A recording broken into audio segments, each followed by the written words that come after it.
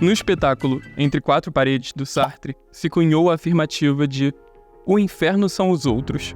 A frase em si se tornou de uso comum para expressar um sentimento mais que universal, mas ganha um verniz ainda mais irônico se olharmos para o conteúdo da peça original, onde 3 personagens, de fato, têm como purgatório passar a eternidade entre 4 paredes, um sendo carrasco do outro. O comentário feito pela obra é justamente de que o confronto com o outro, a alteridade, é necessária para construir seu senso de si. Tudo que sou, eu consigo determinar através da observação do que os outros são ou não são. O problema não é meu, o paraíso é para todos. O problema não sou eu, o inferno são os outros, o inferno são os outros. Esse paraíso da música dos Titãs, improvável, de um sonho onde não se precisa compartilhar o mundo com o outro, pode tomar forma de muitas ilusões. Dentre elas, o condomínio apocalíptico de Barra Diamond, a versão do mundo invertido do condomínio do Toma lá da cá. Porque aqui no Jambalaya, ninguém fuma, nem defuma. Vemos já no primeiro episódio como a aquisição do apartamento feito pela família da Cibele, a personagem da Adriana Esteves, surge com a conquista de uma vida mais segura e próspera, onde pode criar o filho, Marcinho, afastada dos perigos e horrores da existência urbana do Rio de Janeiro. Talvez não seja um aspecto muito evidente para quem vê a série com uma perspectiva de fora do Rio, mas a Barra da Tijuca sintetiza essa ideia de afastamento da cidade como nenhum outro lugar. Inclusive, por vezes, em diferentes décadas, tentou-se articular planos de emancipação da região para que se tornasse um município à parte, sem sucesso. A região, no início do século passado, era renegada pelo centro urbano ao ponto de ser nomeada como Sertão Carioca, mas hoje é conhecida pelo seu extenso projeto de desenvolvimento caracterizado por imensos muros, infinitas avenidas e shopping centers. Já recebeu, em algumas definições também, um merecidamente cafona termo de Miami brasileira. Essa promessa de modernidade e segurança angariou muitos moradores de altas classes, enquanto os trabalhadores responsáveis pela construção e manutenção dos inúmeros requintes prometidos pelos condomínios passaram a se estabelecer em favelas que foram se expandindo ao redor, como o Rio das Pedras.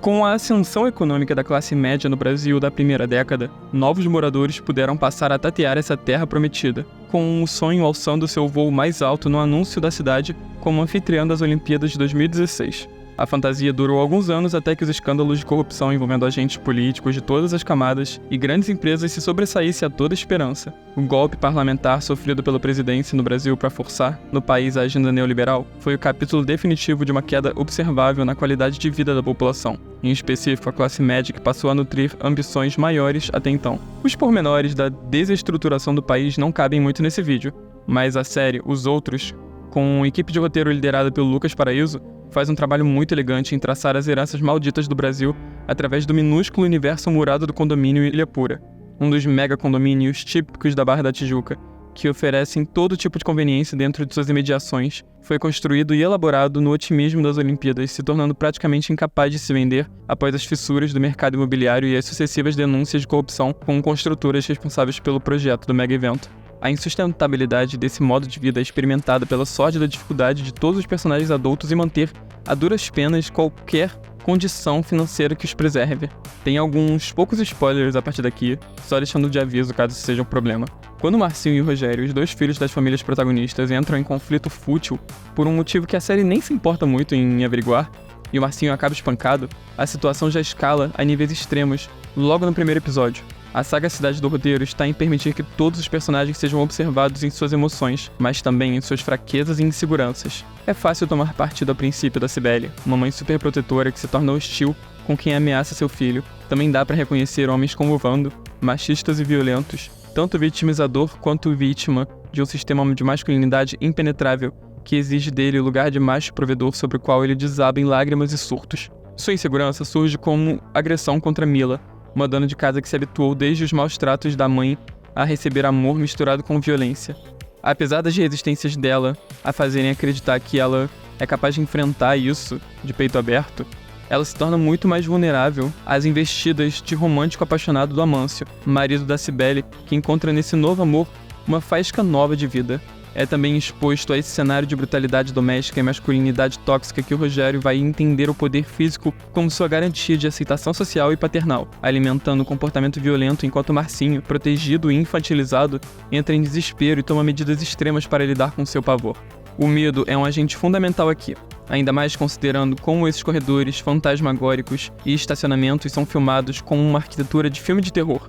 A série tem uma inspiração muito perceptível em Deus da Carnificina, peça que ganhou enorme fama com a adaptação cinematográfica feita pelo Polanski em 2011. As duas partem do mesmo ponto inicial, onde dois casais, ao tentarem solucionar o conflito entre os filhos, entram eles mesmos em conflito moral, disputando suas visões de mundo e encarando suas sombras, suas hipocrisias. Toda tragédia surge porque todo mundo acha que tá certo, mas também tá todo mundo errado. Contudo, os outros vai um pouco além e observa não só essa disputa de pontos de vista, ou como as pessoas não sabem mais conversar, que é um pouco como a série está sendo vendida, mas eu mudaria um pouco também essa forma de frasear.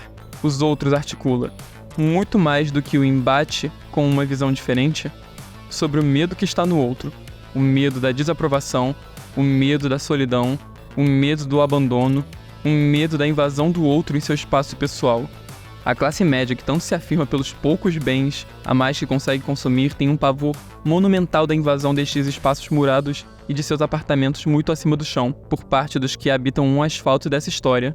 Aquele padrão de vida, de casa, de carro, é a própria vida em si, sendo posta em perigo por esse arrombar de portas que pode ocorrer a qualquer momento. Assim, se aumenta a segurança, as travas elétricas, as câmeras de vigilância. Se afasta de tudo que representa a sordidez e sujeira do centro do Rio e cria-se essa rotina cheia de estradas e espaços vazios da Barra que cerca os personagens. Não existe rua como espaço de convívio, de troca, mas como percurso fechado entre os lugares.